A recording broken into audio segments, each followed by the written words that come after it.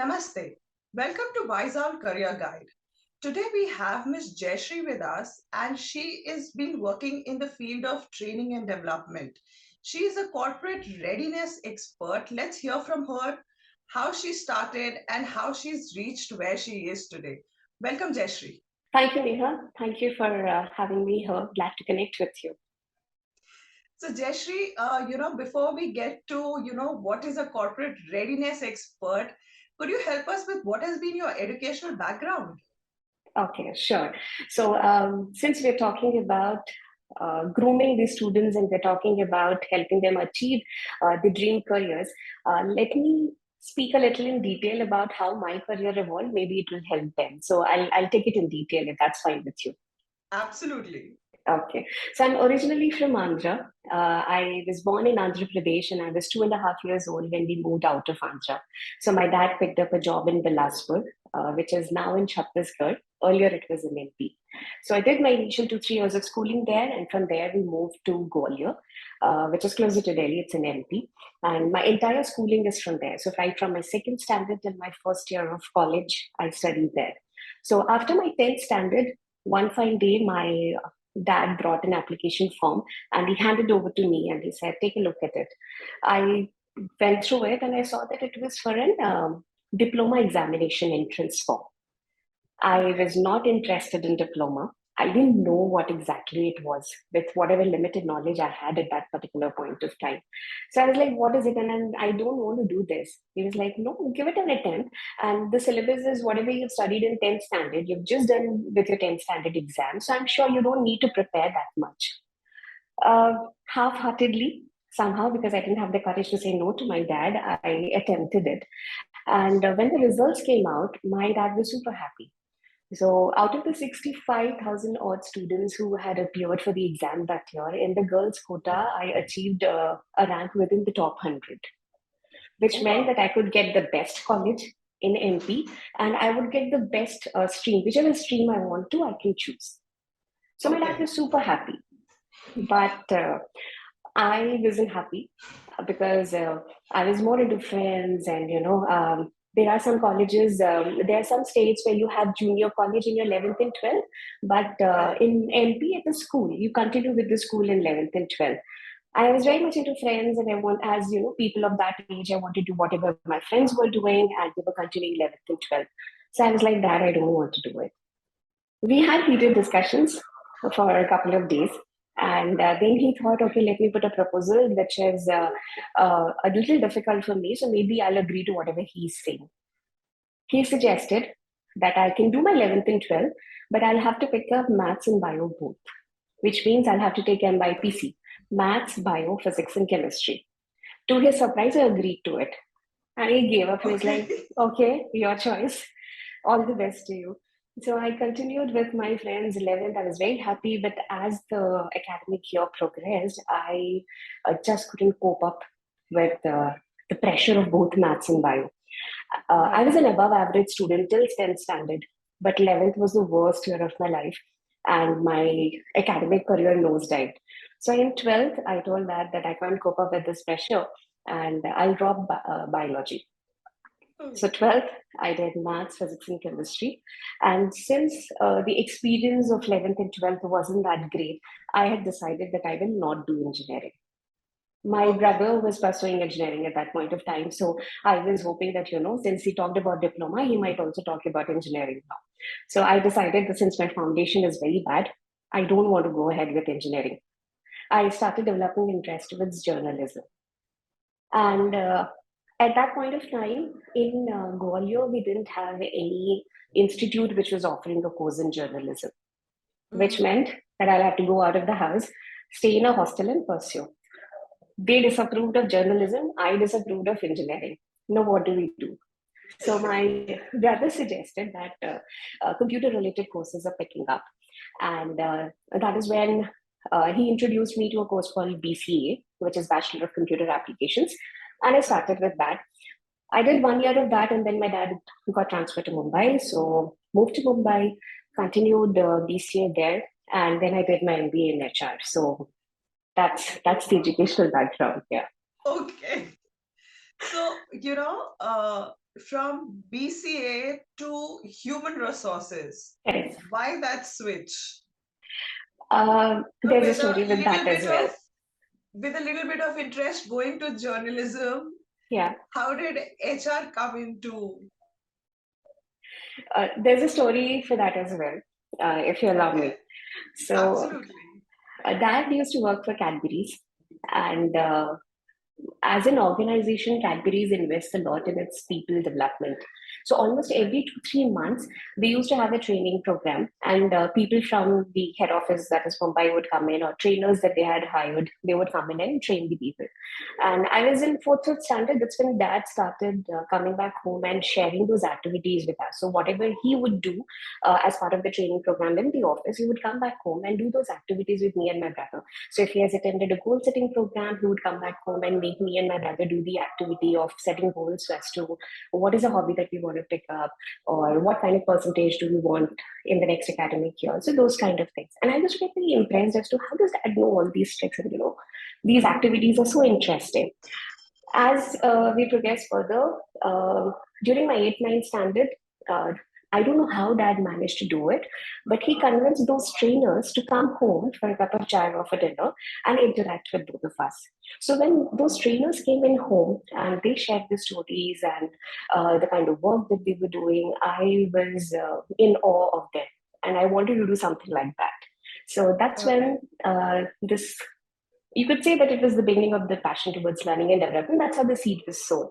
So that's when I thought that, okay, I'll do MBA in HR, and I'll focus on learning and development. Yeah.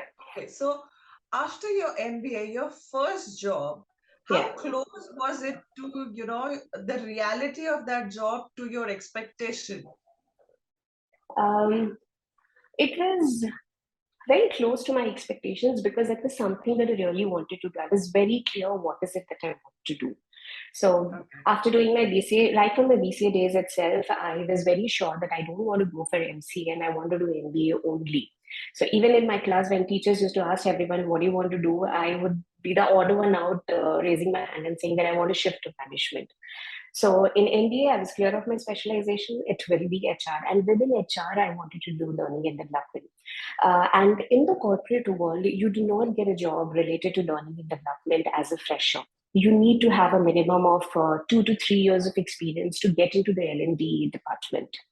So I started reading a lot about it. I started subscribing to magazines related to learning and development. And so in my class, everybody knew that if there is anything that you want to know about learning and development, go to Jayashree.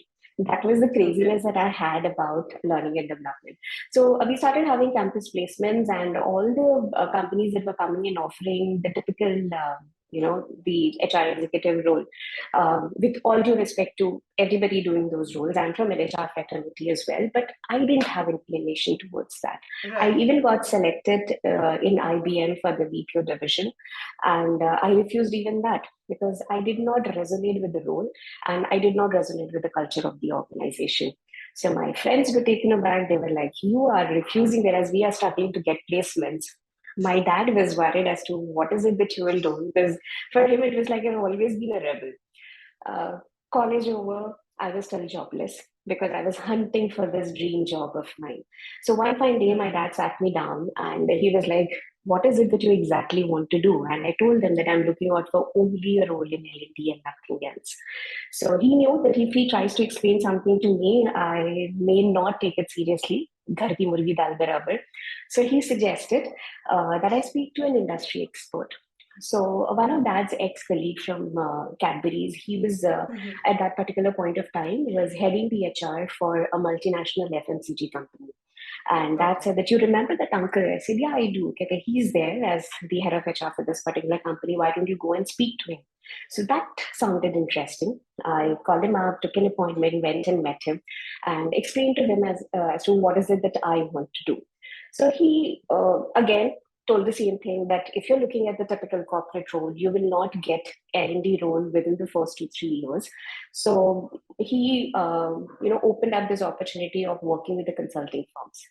He's like, if you want to Okay. start your career, in L&D directly, you can look at consulting firms that are dedicated to learning and development. And there are a lot of such companies in the market. It's just that people are not aware about it. He also gave me a reference of somebody who was into the consulting field, and I went and met them as well. They were into compensation and benefits, so I didn't join them, but at least I got an idea as to what is consulting and how does it work. So I came back home. I told dad, give me 2 months. Let me find out a role related to L&D in a consulting firm. And if I don't get that, I'll pick up whatever comes my way. So day in and day out, I used to spend hours on the internet looking for that role. And luckily, I found one such role. And that's when I joined this company called Empower, based out of Okay. Mumbai, who are dedicated to strategic consulting and learning and development. And contrary to what fashion we have these days of switching companies every 2, 3 years, I spent 15 long years with them. Oh, wow. Yeah, so that was a That, fantastic experience. Got to work with around 400 organizations partnering for the learning and development needs. Traveled across 24 states across the across the country, country. and it was a wonderful experience. Yeah.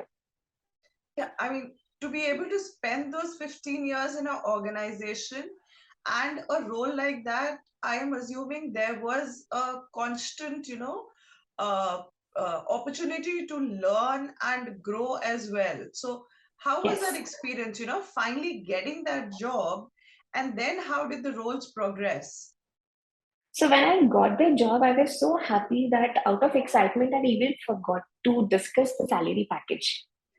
It was Okay. a stress interview. It went on 2, 3 rounds. The CEO was taking the interview. I was so happy that I finally made it. He made it look like as if I'm not going to get selected, but then later he selected me. So I was asking him that why did you make it look like a stress interview? He was like, I was just trying to assess your passion because a lot of people who are joining the organization, they do not understand what this role demands. So Right. they take it as a stopgap arrangement. And when they get some experience, they move on to the corporate world. So I really wanted to assess whether you want to move back to corporates or you want to continue with consulting. So I joined the organization at an executive level, and the last position that I held was the director of the organization, where I was heading the business, and it was a techno-commercial kind of a role. So imagine had I been with one organization in the 16 years of span, even if I spend on an average 2 to 3 years, the maximum experience that I would have got would be of maximum eight corporates. Whereas Right. here I got to work with 200 organizations, different industries, different projects. Somewhere we are doing a communication program, somewhere we are doing a leadership program, somewhere we are doing an organizational development initiative, setting up HR systems.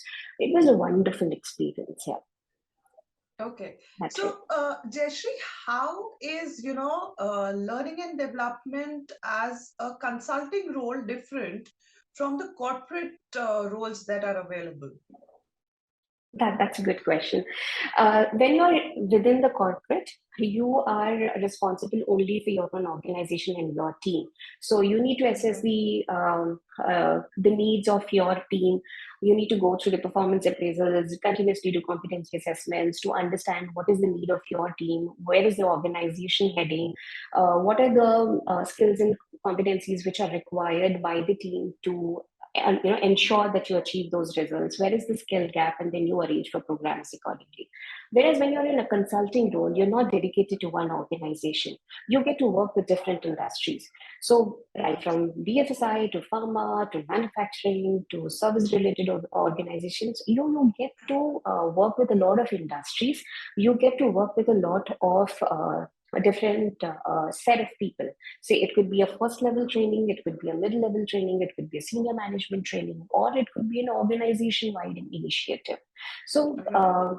that's the difference. Sticking to one organization and looking only after that organization versus doing small projects in various industries. Various So there's a industries. variety. The variety is the spice in the consulting role. Yeah. Absolutely. So, Jayashree, luckily for you, you were very clear as to what you wanted to specialize in, even in HR. But to the Correct. freshers who've gone into, human resources as a management course, Yeah. what would you suggest? How do they get on to, deciding what is exactly that they will be good at or be passionate about. Because when you're studying in theory, it's very different from what actually practically happens. True. When it comes to passion, I think it's very important to keep your eyes and ears open. You cannot get up one fine day and realize, oh, this is my passion. There's no light bulb which is going to, lighten up Right. and tell you what it is. You have to work on it. I've seen a lot of students. I'm part of a lot of Facebook groups and LinkedIn groups where I've seen aspiring MBA students putting up a question. Guys, I'm planning to pursue MBA. What do you suggest is the best specialization?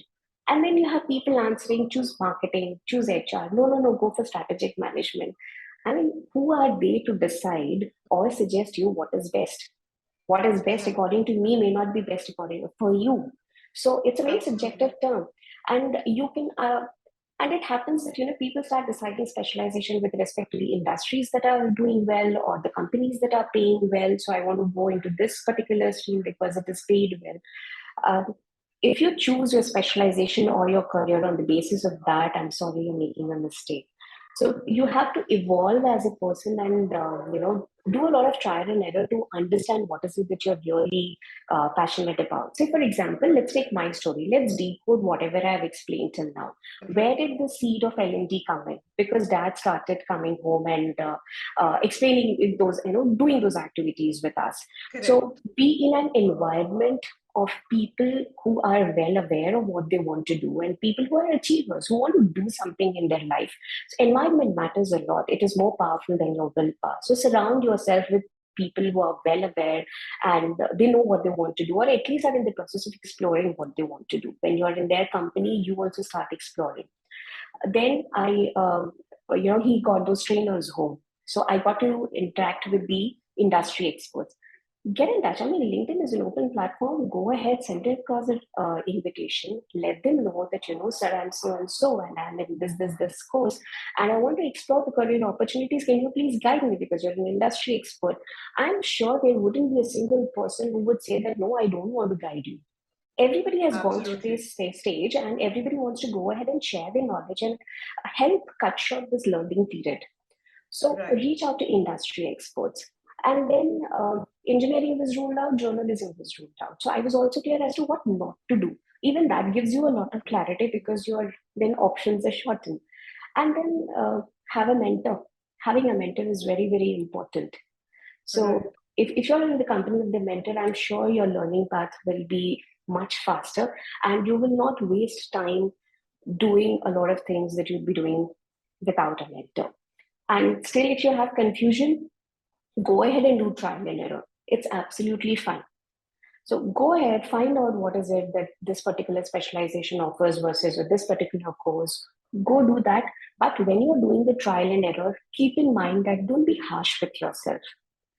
Don't Right. don't bog yourself down that oh, I couldn't do it, I'm a failure. Do trial and error. I did a BCI shifted to MBA.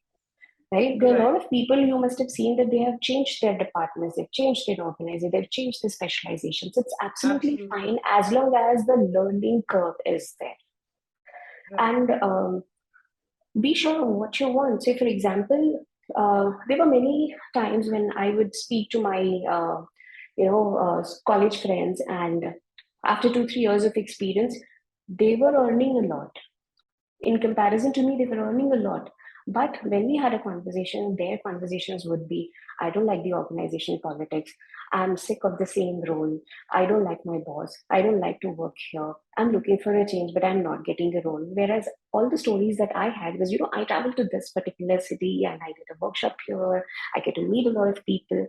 So it's all about what is it that you really like. And even if that industry is not doing well, or even if the company doesn't pay you well, will you still like doing that job? Is what is important. So that's how it's a process to evolve. I've also observed that students these days do not want to spend time with themselves.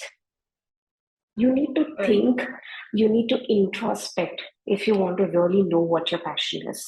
Spend some time with yourself. Try to identify what is it that you like, what is it that you don't like, what is it that you're finding interesting that somebody else is doing. How did they go about it? Would I also like to do it in the long term? So, spending time to introspect is also very important. Yeah. Okay, Okay. so Jeshri, coming back to your current role, which is Yeah. industry ready, how does that work? Okay, so for 15 years, I continued with Empower, and unfortunately, my CEO passed away, and that is when his family decided to shut down the organization. So I started something on my own. I'm now on an entrepreneurial journey, and apart from doing those training programs as part of Empower, I used to go and deliver guest lectures at engineering and management institutions on corporate employability skills, and we Okay. used to conduct a nationwide contest to increase awareness about employability for engineering and MBA students via a contest called as Campus to Corporate. So it was a nationwide contest running over a span of 8 to 10 months, where all the institutions, big and small, used to participate. So that background plus the training background. Um, when Empower got shut, that's when COVID hit immediately, and that's Right. when training programs weren't doing, weren't happening much. So I thought that MBA students, let me start with them, and then side by side, I also do my corporate training. So the idea behind starting my organization now, which is Corporate Readiness Academy, is to enable students to understand what does the corporate expect out of them, to make them corporate ready, so that when they join the organization, they can perform well and know in what direction they are headed. That's really great. So, Jeshri, if I were to ask you for one particular tip that you would like to give to the freshers for them to be able to be successful in their career, what Mm. would be that one thing that you would suggest them to always, keep in mind? Uh, there are two, three things that are coming to my mind actually. Sure. Yeah, if that is fine Yeah, with yeah, you. absolutely. So the first thing is you have to be a lifelong learner.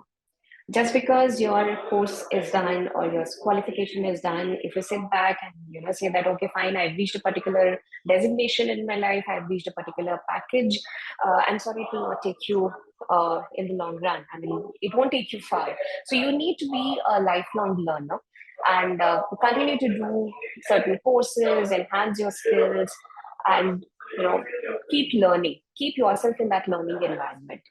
The second Right. thing is have a mentor. It is very, very important to have a mentor, because when you have a mentor, you have a sounding board to go and discuss and bounce ideas about what are the career opportunities, how do you reach there, what is it that you are good at, and how can you enhance your potential.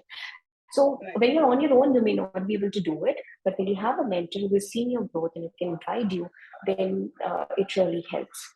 And third thing I would recommend is that don't just focus only on your career. You need to have a hobby. You need to have a personal life. It is equally important, and there's no point repenting when the time is gone. I've seen that many people who face professional challenges, it's a reflection of a personal challenge. So if you're Right. happy and in good state of mind, obviously you'll perform really, really well in the professional life. Yeah. So these are the three things which I follow, and I think this is what I would recommend. Definitely. Thank you so much, Jayashree, for joining us today and sharing so many insights. And the three suggestions that you've given, I think they are, one of the most valuable ones and would help anybody in their career and in their personal growth as well. Thank you so much for joining us today. Thank you, Nia. Thanks for connecting. And I really love the work that you're doing. I think what you're doing is similar lines to what I'm doing. Our intent is to help students achieve their dreams in the shortest possible time and in the right way. So all the best to Thank you you too. so much. Thank you. So that was Miss Jayashree sharing with us her experience in the field of learning and development. How she was very sure right from the beginning as to what she wanted, and how she persevered and found the role that she wanted to join. Towards the end, what she said about keeping a balance in your personal life and your professional life, I think that is one of the biggest learning that we should always remember. Your work is important, it is something which is going to give you a lot of fulfillment, but so is your personal life. if you don't manage the two, if you cannot keep a balance between the two, at the end of the day, no matter how much you love your work, you will end up dissatisfied. So take it from somebody who's been in the field of learning and development for the last 16 years that it is important to keep that balance always. I hope you've had a good understanding of the field and you know how to go about finding what is it that will make you happy when it comes to your career. If you have any questions, do write to us below in the comments and we'll answer them. Also, do like, share, and subscribe the channel. Thank you.